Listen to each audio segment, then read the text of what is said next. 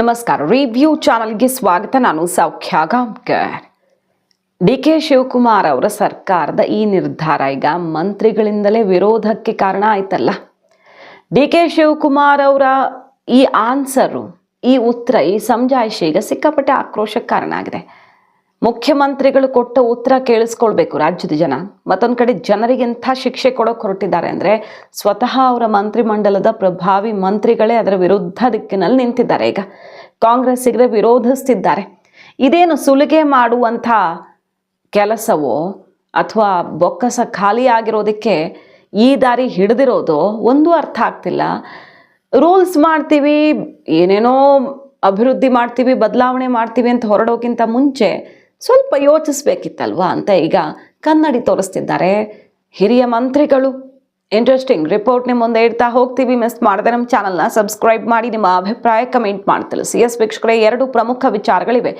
ಒಂದು, ಜನರ ತಪ್ಪು ಅಂತ ಜನಕ್ಕೇನು ದೊಡ್ಡ ದಂಡ ಹಾಕೋಕೆ ಹೊರಟಿದ್ದಾರೆ ನೋಡಿ. ಈಗ ಅವರು ಆ ಶುಲ್ಕ ಕಟ್ಟಿನೇ ಮುಂದಕ್ಕೆ ಹೋಗಬೇಕು, ಇಲ್ಲ ಅಂದರೆ ಇಲ್ಲ ಅಂಥದ್ದೊಂದು ಪರಿಸ್ಥಿತಿ ಈಗ ರಾಜ್ಯದ ಜನಕ್ಕೆ, ಅಂದರೆ ಬೆಂಗಳೂರು ಜನಕ್ಕೆ ಬರ್ತಾ ಇದೆ. ಬಟ್ ಸರ್ಕಾರ ಏನು ಹೇಳ್ತಿದೆ ಗೊತ್ತಾ? ಸರ್ಕಾರ ಮಾಡಿರೋ ತಪ್ಪನ್ನು ಎಷ್ಟು ಚೆನ್ನಾಗಿ ಸಮಜಾಯಿಷಿ ಕೊಟ್ಕೊಳ್ತಿದ್ದಾರೆ ನೋಡಿ. ಎರಡನ್ನೂ ನೋಡ್ಬೇಕು ನೀವೀಗ. ಒಂದನೇದೇನು, ಪಾರ್ಕಿಂಗ್ ನಿಯಂತ್ರಣ. ಏಕಾಏಕಿ ಎಲ್ಲೋ ಬೇಕಾದಲ್ಲಿ ಗಾಡಿ ನಿಲ್ಲಿಸೋದು, ಪಾರ್ಕ್ ಮಾಡೋದು, ರಸ್ತೆ ಮುಂದೆ ಮನೆ ಎದುರಿಗೆ ಪಾರ್ಕಿಂಗ್ ಮಾಡ್ಕೊಳ್ಳೋದು, ಮೆಟ್ರೋ ಸ್ಟೇಷನ್ನು ಅದ್ರ ಪಕ್ಕ ಇದ್ರ ಪಕ್ಕ ಎಲ್ಲಂದ್ರಲ್ಲಿ ಬೆಂಗಳೂರಲ್ಲಿ ಪಾರ್ಕಿಂಗ್ ಮಾಡ್ತಾರೆ. ಜನಕ್ಕೂ ಸರಿಯಾದ ಡಿಸಿಪ್ಲಿನ್ ಇಲ್ಲ, ಸರಿಯಾದ ಕ್ರಮ ಅನುಸರಿಸಿದ್ರೆ ಒಳ್ಳೆಯದೇ, ಇಲ್ಲ ಅಂತಲ್ಲ. ಪಾರ್ಕಿಂಗು ವ್ಯವಸ್ಥೆ ಸರಿಯಾಗಿ ಮಾಡಲಿ ಬೆಂಗಳೂರಲ್ಲಿ. ಬೆಂಗಳೂರು ಅಂದ ಚಂದ, ಟ್ರಾಫಿಕ್ಕು ಎಲ್ಲ ನಿಯಂತ್ರಣ ಆಗುತ್ತೆ. ಪಾರ್ಕಿಂಗ್ ಎಲ್ಲೆಲ್ಲೋ ಮಾಡೋದ್ರಿಂದನೂ ತುಂಬ ಟ್ರಾಫಿಕ್ ಜಾಮ್ಗಳಾಗ್ತವೆ. ಅದಕ್ಕೆಲ್ಲ ಕಡಿವಾಣ ಹಾಕಕ್ಕೆ ಉಪಾಯ ಹುಡುಕ್ಲಿ. ಬಟ್ ಈಗ ಏನು ಮಾಡೋಕ್ಕೆ ಹೊರಟಿದೆ? ದುಬಾರಿ ಶುಲ್ಕ. ವರ್ಷಕ್ಕೆ 15,000 25,000ದವರೆಗೂ ಶುಲ್ಕ ಹಾಕೋಕೆ ಹೊರಟಿದ್ದಾರೆ. ಮಂತ್ಲಿ ಪಾಸು, ದ್ವಿಚಕ್ರ ವಾಹನ, ಲಘು ವಾಹನಕ್ಕಿಷ್ಟು, ಕಾರ್ಗಿಷ್ಟು, ಈ ಥರ. ಮತ್ತು ರಸ್ತೆ ಬದಿಯಲ್ಲಿ ನಿಲ್ಲಿಸಿದ್ರೆಷ್ಟು, ಬೇರೆ ಪಾರ್ಕಿಂಗ್ ಜಾಗದಲ್ಲಿ ನಿಲ್ಲಿಸಿದ್ರೆಷ್ಟು ಅಂತೆಲ್ಲ ರೂಲ್ಸ್ ತರೋಕೆ ಹೊರಟಿದ್ದಾರೆ. ಕರಡು ಅಧಿಸೂಚನೆ ಪ್ರಕಟ ಆಗಿದೆ GBAಯಿಂದ. ಸರಿನಾ ಇದು? 15,000 25,000 ಪ್ರಸ್ತಾವನೆ ಇಟ್ಟಿದ್ದಾರಲ್ಲ. ಶುಲ್ಕದಿಂದ ಜನಸಾಮಾನ್ಯರಿಗೆ ಎಷ್ಟು ಹೊರೆ ಆಗುತ್ತೆ?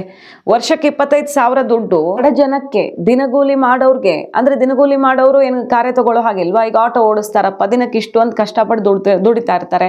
ಅಥವಾ ಯಾವುದೇ ಕೆಲಸದವರು ಸರಿ, ಒಂದು ಸಣ್ಣ ಕಾರ್ ಇಟ್ಕೊಳ್ಳೋದೇನು ದೊಡ್ಡ ಶ್ರೀಮಂತಿಗೆ ಅಂತ ಹೇಳೋಕ್ಕಾಗಲ್ಲ ಇವತ್ತಿನ ದಿನಗಳಲ್ಲಿ. ಅದು ಬೇಸಿಕ್ ನೆಸೆಸಿಟಿ ಆಗಿದೆ. ಒಂದು ಸಣ್ಣ ಪ್ರಮಾಣದಲ್ಲಿ ಏನೋ ಒಂದು ದುಡಿಮೆ ಮಾಡಿಕೊಂಡು ಸಾಲ ಮಾಡ್ಕೊಂಡರು ಒಂದು ಕಾರ್ ತಗೊಳ್ತಾರೆ. ಕೂಲಿ ಮಾಡೋರ ಹತ್ರನೂ ಕಾರ್ ಇರುತ್ತೆ. ಮತ್ತು ಬಾಡಿಗೆ ಮನೇಲಿ ಇರ್ತಾರೆ. ಬಾಡಿಗೆ ಮನೇಲಿರೋರು ಪಾರ್ಕಿಂಗ್ ಎಲ್ಲ ವ್ಯವಸ್ಥೆ ಇಟ್ಕೊಂಡೇ ಹೋಗೋಕ್ಕಾಗಲ್ಲ. ಅವ್ರು ಎಲ್ಲಿ ನಿಲ್ಲಿಸ್ತಾರೆ? ರಸ್ತೆಯಲ್ಲಿ ನಿಲ್ಲಿಸ್ತಾ ಇದ್ರು. ಈಗ ಅದಕ್ಕೆಲ್ಲದಕ್ಕೂ ಮಂತ್ಲಿ ಪಾಸ್ ಕೊಟ್ಟು ವರ್ಷಕ್ಕೆ 15,000 25,000 ವಸೂಲಿ ಮಾಡೋಕ್ಕೆ ಹೊರಟಿದ್ದಾರೆ. ಸರಿ, ಮನೆ, ವಾಹನ ಸಾಲ, ಮಕ್ಕಳ ಶಿಕ್ಷಣ, ಆರೋಗ್ಯ ವೆಚ್ಚ ಎಲ್ಲದರ ನಡುವೆ ಇದಕ್ಕೂ ದುಡ್ಡು ಕಟ್ಟಬೇಕಲ್ಲ. ಇದು ಸರಿ ಇಲ್ಲ. ಇದು ಪರಿಶೀಲನೆ ಮಾಡಿ, ಪರಿಷ್ಕರಣೆ ಮಾಡಿ ಅಂತ ಈಗ ರಾಮಲಿಂಗಾರೆಡ್ಡಿ ಅವರೇ ಪತ್ರ ಬರೆದಿದ್ದಾರೆ ನೋಡಿ. ಮನೆ ಮುಂದೆ ವಾಹನ ನಿಲ್ಲಿಸಿದ್ರೆ ಶುಲ್ಕ ವಿಧಿಸೋ ಪ್ರಸ್ತಾವಕ್ಕೆ ರಾಮಲಿಂಗಾರೆಡ್ಡಿ ಅವರೇ ಆಕ್ಷೇಪ ವ್ಯಕ್ತಪಡಿಸಿದ್ದು. ಸದ್ಯ ಸಚಿವರು ಬರೆದ ಪತ್ರಕ್ಕೆ ಈಗ ಬೆಂಗಳೂರಿನ MLAಗಳು ಸಾಥ್ ಕೊಟ್ಟಿದ್ದಾರೆ. ಜನ ಇದನ್ನೆಲ್ಲ ಒಪ್ಪಲ್ಲ. ಸುಮ್ಮನೆ ಏನೇನೋ ಏಕಾಏಕಿ ಮಾಡೋಕೆ ಹೋಗ್ಬಿಟ್ರೆ ರೂಲ್ಸು, ಜನ ಸಿಡ್ದೇಳ್ತಾರೆ, ಆಮೇಲೆ ಸರಿಯಾದ ಪಾಠ ಕಲಿಸ್ತಾರೆ, ಹುಷಾರಾಗಿರಿ ಅಂತ ಕಾಂಗ್ರೆಸ್ನ ಬೇರೆ ಶಾಸಕರು, ಬೆಂಗಳೂರಿನ ಶಾಸಕರು ಪಾಠ ಹೇಳ್ತಿದ್ದಾರೆ. ರಾಮಲಿಂಗಾರೆಡ್ಡಿ ಅವರು ಪತ್ರನೇ ಬರೆದು ಸೆಟ್ ಹೊಡೆದಿದ್ದಾರೆ ಸರ್ಕಾರಕ್ಕೆ. 25,000 ಟ್ಯಾಕ್ಸ್ ಹಾಕಿದ್ರೆ ಜನಕ್ಕೆ ಹೊರೆ ಆಗುತ್ತೆ ಅಂತೇಳಿ ಮುಖ್ಯಮಂತ್ರಿಗಳಿಗೆ ಒಂದು ಪತ್ರ ಬರೆದೇನೆ ಬರೆದು ಇದನ್ನು ರೀಕನ್ಸಿಡರ್ ಮಾಡಿ ಅಂತ ಸಲಹೆ ನಂಗೆ ಕೊಟ್ಟು, ಆಮೇಲೆ ನಗರದ ಶಾಸಕರುಗಳ ಸಭೆ ಕರೆದು ಯೋಚನೆ ಮಾಡಿ ಅಂತ ಹೇಳಿ. ನಂಬರ್ 1, ಬೆಂಗಳೂರು ನಗರ ತುಂಬ ವೆಲ್ ಪ್ಲ್ಯಾನ್ಡ್ ಸಿಟಿನ ಎಲ್ಲ ಕಡೆ. ಕೆಲವು ಏರಿಯಾಗಳಲ್ಲಿವೆ, ಎಲ್ಲ ಕಡೆ ವೆಲ್ ಪ್ಲ್ಯಾನ್ಡ್ ಆಗಿಲ್ಲ. ಪಾರ್ಕಿಂಗ್ ವ್ಯವಸ್ಥೆ ಸರಿಯಾಗಿಲ್ಲ ಅಂದಾಗ ಎಲ್ಲಿ ನಿಲ್ಲಿಸ್ತಾರೆ ಅವರು? ಸೊ ಎಲ್ಲ ಸರಿ ಮಾಡಿದ್ದೀವಪ್ಪ ಬೆಂಗಳೂರಲ್ಲಿ. ರಸ್ತೆ, ಹೊಂಡ, ಗುಂಡಿ, ಕಸ, ಚರಂಡಿ, ಪಾರ್ಕಿಂಗು ಎಲ್ಲ ವ್ಯವಸ್ಥೆ ಸರ್ಕಾರದ ಕಡೆಯಿಂದ 100% ಇದ್ದೀರಿ ನೀವು. ಜನ ಮಾತ್ರ ತಪ್ಪು ಮಾಡ್ತಿದ್ದಾರೆ ಅಂದಾಗ ನೀವು ಸಿಂಗಾಪುರದ್ದು, ಅಮೇರಿಕದ್ದು ಕಾನೂನು ಇಲ್ಲಿ ತಂದರೆ ಸರಿ. ಬಟ್ ಬೆಂಗಳೂರಲ್ಲಿ ಎಲ್ಲ ಎಡವಟ್ಟು, ಬಟ್ ಜನ ಮಾತ್ರ ತಪ್ಪು ಮಾಡಬಾರ್ದು. ಜನ ಮಾತ್ರ ರೂಲ್ಸ್ ಫಾಲೋ ಮಾಡಬೇಕು ಅಂದ್ರೆ ಹೆಂಗೆ? ಪಾರ್ಕಿಂಗ್ ಜಾಗಕ್ಕೆ ದುಡ್ಡು ಅನ್ನೋದು ಸರಿ ಇಲ್ಲ ಇದು ಅಂತ ಶಾಸಕರ ಸಭೆ ಕರೆದು ತೀರ್ಮಾನ ತಗೊಳ್ಳಿ. ಶಾಸಕರೇ ವಿರೋಧ ವ್ಯಕ್ತಪಡಿಸ್ತಿದ್ದಾರೆ, ಸಚಿವರು ವಿರೋಧ ವ್ಯಕ್ತಪಡಿಸ್ತಿದ್ದಾರೆ. ಈಗ ನೋಡಿ ಏನು ಹೇಳ್ತಿದ್ದಾರೆ ರಾಮಲಿಂಗಾರೆಡ್ಡಿ ಅವರು ಅಂದರೆ, ಸರಿ ಈಗ ಮನೆ ಕಟ್ಟಿದವರು ಇತ್ತೀಚಿನ ವರ್ಷಗಳಲ್ಲಿ ಎಲ್ಲರಿಗೂ ಈ ಪಾರ್ಕಿಂಗ್ ವ್ಯವಸ್ಥೆ ಮಾಡ್ಕೊಳ್ಬೇಕು ಅನ್ನೋದು ಗೊತ್ತು. ಬಟ್ ಹಳೇ ಬಡಾವಣೆಯಲ್ಲಿರೋರು ಏನು ಮಾಡ್ತಾರೆ ಅವರು? ಹಳೇ ಬಡಾವಣೆ, ಒಂದು ಚಿಕ್ಕ ಗಲ್ಲಿ ಇರುತ್ತೆ, ಹಳೇ ಕಟ್ಟಡಗಳಲ್ಲಿ ಹಳೇ ಅಪಾರ್ಟ್ಮೆಂಟ್ ವ್ಯವಸ್ಥೆಯಲ್ಲಿ ವಾಸ ಮಾಡ್ತಿರ್ತಾರಪ್ಪ. ಅಲ್ಲಿ ಏನೂ ವ್ಯವಸ್ಥೆ ಇಲ್ಲ. ಒಡೆಯೋಕ್ಕಾಗತ್ತಾ ಮನೆ? ಹೊಸದಾಗಿ ಅವ್ರು ಕಟ್ಟಿಸಿ ಇದು ಮಾಡೋಕ್ಕಾಗತ್ತಾ? ವ್ಯವಸ್ಥೆ ಮಾಡ್ಕೊಳಕ್ಕಾಗತ್ತಾ? ಪಾರ್ಕಿಂಗ್ಗೆ ಜಾಗನೇ ಇಲ್ಲ ಅಲ್ಲಿ. ಬೆಂಗಳೂರಲ್ಲಿ ಕೆಲವು ಗಲ್ಲಿಗಳು, ಕೆಲವು ಏರಿಯಾಗಳು ಹೆಂಗಿವೆ ಅಂತ ನಿಮಗೂ ಗೊತ್ತು. ಅವ್ರು ಏನು ಮಾಡ್ತಾರೆ? ಅವರೆಲ್ಲ 25,000 ಕಟ್ಟಬೇಕಾ ವರ್ಷಕ್ಕೆ? ಸೊ ಇದು ಸರಿ ಇಲ್ಲ ಅನ್ನುವ ಆಕ್ರೋಶ ಈಗ ಸರ್ಕಾರದ ವಿರುದ್ಧ ಬೇರೆ ಯಾರೂ ಅಲ್ಲ, BJP ಅವರಲ್ಲ, ಮೀಡಿಯಾದವರಲ್ಲ, ಜನ ಅಲ್ಲ, ಕಾಂಗ್ರೆಸ್ನವರೇ ಎತ್ತಿದ್ದಾರೆ. ಸೊ ಕೃಷ್ಣ ಬೈರೇಗೌಡರು ಜೋಶಲ್ಲಿ ಅಲ್ಲೆಲ್ಲ ಫುಟ್ಪಾತ್ ತೆರವು ಮಾಡಿಸಿದ್ರು. ಹೋಗಿ ನೋಡಿ, ಮಲ್ಲೇಶ್ವರಮಲ್ಲಿ ತುಂಬ ಕಡೆ ಮತ್ತು ವಾಪಸ್ ಬರೋಕ್ಕೆ ಶುರು ಮಾಡಿಬಿಟ್ಟಿದ್ದಾರೆ. ಬಹಳಷ್ಟು ಕಡೆಗಳಲ್ಲಿ ಅದು ಮತ್ತೆ ಮರುಕಳಿಸೋ ಥರ ಕಾಣಿಸ್ತಾ ಇದೆ. ಮತ್ತು ಈ ಸೈಟ್ ಕ್ಲೀನಿಂಗ್ ಮಾಡಿಸೋದು ಅದೆಲ್ಲ ಓಕೆ, ಗುಡ್. ಸೈಟ್ ಕ್ಲೀನ್ ಮಾಡಿಸ್ತಿದ್ರೆ ದಂಡ ಹಾಕ್ತೀವಿ, ಮನೆ ಕಟ್ಟಿ ಇದೆಲ್ಲ ರೂಲ್ಸನ್ನು ಅಪ್ಲೈ ಮಾಡಿದ್ರೆ ಜನಕ್ಕೂ ಸ್ವಲ್ಪ ನಮ್ಮ ರಾಜಧಾನಿ ಬೆಂಗಳೂರನ್ನ ಸ್ವಚ್ಛ ಆಗಿಟ್ಕೊಳ್ಳೋ ಬಗ್ಗೆ ಕಾಳಜಿ ಬರ್ತಾ ಇದೆ ಅಂತ ಅನಿಸುತ್ತೆ. ಕ್ಲೀನ್ ಮಾಡಿಸ್ಕೊಳ್ತಿದ್ದಾರೆ ಸುಮಾರು ಜನ ಎಲ್ಲ, ಓಕೆ, ಇಂಥದ್ದು ಓಕೆ. ಬಟ್ ಪಾರ್ಕಿಂಗು ಎಮರ್ಜೆನ್ಸಿಗ ಬೆಂಗಳೂರಲ್ಲಿ ಎಲ್ಲಿ ಹೋಗ್ತಾರೆ? ತಲೆ ಮೇಲೆ ಹೊತ್ಕೊಳ್ಳೋಕ್ಕಾಗತ್ತಾ? ವ್ಯವಸ್ಥೆನೇ ಮಾಡಿಕೊಡದೆ ಇಂತಹ ಕ್ರಮ ತಗೊಳ್ಳೋಕೆ ಮುಂದಾಗ್ತಿರೋದು ಇದು ದೋಚುವ, ಜನರನ್ನು ಸುಲಿಗೆ ಮಾಡೋ ಕ್ರಮದಂತೆ ಕಂಡು ಬರ್ತಿದೆ. ಜನಕ್ಕೆ ಆಕ್ರೋಶ ವ್ಯಕ್ತವಾಗಿದೆ. ಇವತ್ತು ಮಸಾಲೆ ದೋಸೆಗಿಂತ ಈಗ ದಿನಕ್ಕೆ ನಾವು ಪಾರ್ಕಿಂಗ್ ಶುಲ್ಕನೇ ಜಾಸ್ತಿ ಕೊಡಬೇಕು, ಆಕ್ರೋಶ ವ್ಯಕ್ತಪಡಿಸ್ತಿದ್ದಾರೆ. ಹೋಟೆಲ್ಗೆ ಹೋಗಿ ತಿಂಡಿನಾದರೂ ತಿನ್ಬೋದು, ಕಾಸ್ಟ್ಲಿ ಆಗಿರೋ ಯುಗದಲ್ಲಿ ಅದಕ್ಕಿಂತ ಕಾಸ್ಟ್ಲಿ ಪಾರ್ಕಿಂಗು ಅಂತ ಜನ ರಿಯಾಕ್ಷನ್ ಎಲ್ಲ ಕೊಡ್ತಿದ್ದಾರೆ. ಈಗ ಸಿಕ್ಕಾಪಟ್ಟೆ ಆಕ್ರೋಶ ವ್ಯಕ್ತವಾಗ್ತಿದೆ. ಜನರ ಅಭಿಪ್ರಾಯ ಆಲಿಸದೆ ಇದನ್ನೇನಾದರೂ ಈಗ ಅಧಿಸೂಚನೆ, ಕರಡು ಅಧಿಸೂಚನೆ ಇದು, ಇನ್ನು ಫೈನಲ್ ಮಾಡೋಕ್ಕಿಂತ ಮುಂಚೆ ಜನರ ಅಭಿಪ್ರಾಯ ಕೇಳಿಕೊಂಡು ಫೈನಲ್ ಮಾಡಿದ್ರೆ ಬಚಾವ್, ಇಲ್ಲ ಅಂದರೆ ಸರ್ಕಾರ ಏಟು ತಿನ್ನತ್ತೆ. ಈಗ ಬರೋಣ ವಿಷಯಕ್ಕೆ, ಇನ್ನೊಂದು ವಿಷಯಕ್ಕೆ. DK ಶಿವಕುಮಾರ್ ನೋಡಿ ತಮ್ಮ ತಪ್ಪು ಹೆಂಗೆ ಮುಚ್ಕೊಳ್ತಾರೆ ಅಂತ. ಜನರ ತಪ್ಪಿಗೆ ದಂಡನೆ, ಮಾತಿನ ಪೆಟ್ಟೆ ಇಲ್ವೇ ಇಲ್ಲ ಅವರಿಗೆ, ದುಡ್ಡಿನ ಪೆಟ್ಟೆ. DK ಶಿವಕುಮಾರ್ ಅವರು ನಿನ್ನೆ ಒಂದು ಕಾನ್ಕ್ಲೇವಲ್ಲಿ ಇಂಡಿಯಾ ಟುಡೇ ಕಾರ್ಯಕ್ರಮದಲ್ಲಿ ಭಾಗಿಯಾಗಿರ್ತಾರೆ. ಪಾಟ್ ಹೋಲ್ಸ್ಗೆ ಯಾರ್ಯಾರು ಬಲಿಯಾಗಿದ್ದಾರೆ, ಎಷ್ಟು ಜನ ಬಲಿಯಾಗಿದ್ದಾರೆ ಅನ್ನೋ ಒಂದು ಪಟ್ಟಿ ಇಡ್ತಾ ಹೋಗ್ತಾರಲ್ಲ ಆ್ಯಂಕರ್. 40 ವರ್ಷದ ವೃದ್ಧೆ, 50 ವರ್ಷದ ವೃದ್ಧೆ, ಕೇರಳ ಮೂಲದ ಒಬ್ಬರು ಲೇಡಿ, ಇಷ್ಟೆಲ್ಲ ಜನ ಬಲಿಯಾಗಿದ್ದಾರೆ. ತುಂಬ ಜನ ಪಾಟ್ ಹೋಲ್ ಕಾರಣದಿಂದ ಜೀವ ಕಳ್ಕೊಳ್ತಿದ್ದಾರಲ್ಲ ಸರ್ ಬೆಂಗಳೂರಲ್ಲಿ. ಎಷ್ಟು ದೊಡ್ಡ ಸಮಸ್ಯೆ. ಹೇಗೆ ನೀವು ಬಂಡವಾಳ ಸೆಳಿತೀರಾ ಈ ಥರ ವ್ಯವಸ್ಥೆಯಲ್ಲಿದ್ದರೆ? ಕೈಗಾರಿಕೆಗಳಿಗೆ ಹೇಗೆ ಅಶ್ಯೂರೆನ್ಸ್ ಕೊಡ್ತೀರಾ? ಯಾರು ಬರ್ತಾರೆ ಅನ್ನುವಂಥ ಒಂದು ಪ್ರಶ್ನೆ ಬಂದಾಗ, ಪಾಟ್ ಹೋಲ್ ಡೆಲ್ಲಿಲಿ ನಂದೊಂದು ಮನೆ ಇದೆ, ಅಲ್ಲಿ 100 ಮೀಟರ್ ದೂರದಲ್ಲಿ ಮೇನ್ ರೋಡ್ ಹತ್ರನೇ 100 ಪಾಟ್ ಹೋಲ್ಸ್ ಇದೆ ಅಂತ ಹೇಳಕ್ಕೆ ಹೋಗ್ತಾರೆ. ಅಂದರೆ BJP ಆಡಳಿತ ರಾಜಧಾನಿ ಡೆಲ್ಲಿ, ದೇಶದ ರಾಜಧಾನಿಲೇ ಇರುವಾಗ ಇಲ್ಲಿ ಹಾಕಿರಬಾರ್ದು ಅನ್ನೋ ಸಮಜಾಯಿಷಿ ಅವರದ್ದು.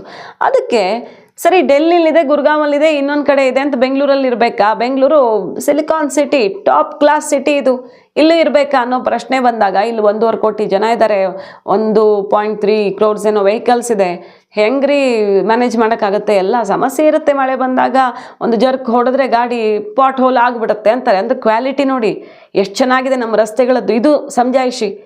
ರಸ್ತೆಗಳಲ್ಲಿ ಪಾಟ್ ಹೋಲ್ ಆಗೋದು ಕಾಮನ್ ಅಂತ ನಮ್ಮ ಆಳುವ ವರ್ಗ ಅದನ್ನು ಸಮರ್ಥನೆ ಮಾಡ್ಕೊಳ್ಳುತ್ತೆ. ಬಟ್ ಜನ ಮಾತ್ರ ಪಾರ್ಕಿಂಗ್ ಮಾಡಿದ್ರೆ ವರ್ಷಕ್ಕೆ 25,000 ಶುಲ್ಕ ಕಟ್ಟಬೇಕಾಗತ್ತೆ. Path holes are there a part because we have the population of Bangalore city is 1.4 crores. ಈಗ ಕಾಂಕ್ರೀಟ್ ರಸ್ತೆ ಮಾಡ್ತೀವಿ, ಮುಂದೆ ಮಾಡ್ತೀವಿ, ಮಾಡಿ ಎಲ್ಲ ಮುಗಿಸಿದ ಮೇಲೆ ಮಾತಾಡಿ. ಕಾಂಕ್ರೀಟ್ ರಸ್ತೆಗಳನ್ನು ಮಾಡ್ತಿದ್ದೀವಿ, ಎಲ್ಲ ಕಡೆ ಫುಟ್ಪಾತ್ ಕ್ಲೀನ್ ಮಾಡ್ತಿದ್ದೀವಿ, ಸರಿ ಮಾಡ್ತಿದ್ದೀವಿ, ಎಲ್ಲ ಮುಗಿಸಿ. ನೀವು ಬೆಂಗಳೂರಲ್ಲಿ ಎಲ್ಲ 100% ನಿಮ್ಮ ಕಡೆಯಿಂದ ಸರಿ ಇರಲಿ. ಬ್ರ್ಯಾಂಡ್ ಬೆಂಗಳೂರು. ಕೃಷ್ಣ ಬೈರೇಗೌಡರು ಚಾರ್ಜ್ ತೊಗೊಂಡಾಗ ಅವರೇ ಸರಿಯಾಗಿ ತರಾಟೆಗೆ ತೊಗೊಂಡಿದ್ರು. ಬೆಂಗಳೂರು ಎಷ್ಟು ಖರಾಬ್ ಮಾಡಿಟ್ಟಿದ್ದಾರೆ, ಎಷ್ಟು ದುಡ್ಡು ಹೊಡೆದಿದ್ದಾರೆ ಅಧಿಕಾರಿಗಳು, ಎಷ್ಟು ವ್ಯವಸ್ಥೆ ಹಾಳು ಮಾಡಿಟ್ಟಿದ್ದಾರೆ ಅಂತ ಅವರೇ ಬಿಚ್ಚಿಟ್ಟಿದ್ದಾರೆ. ಸಿಟ್ಟು ಮಾಡ್ಕೊಂಡಿದ್ರಲ್ಲ ಆಗ ಖಾತೆ ಬಗ್ಗೆ, ಆವಾಗ ಎಲ್ಲ ಉಗುಳ್ಬಿಟ್ಟಿದ್ದಾರೆ ಅವರು.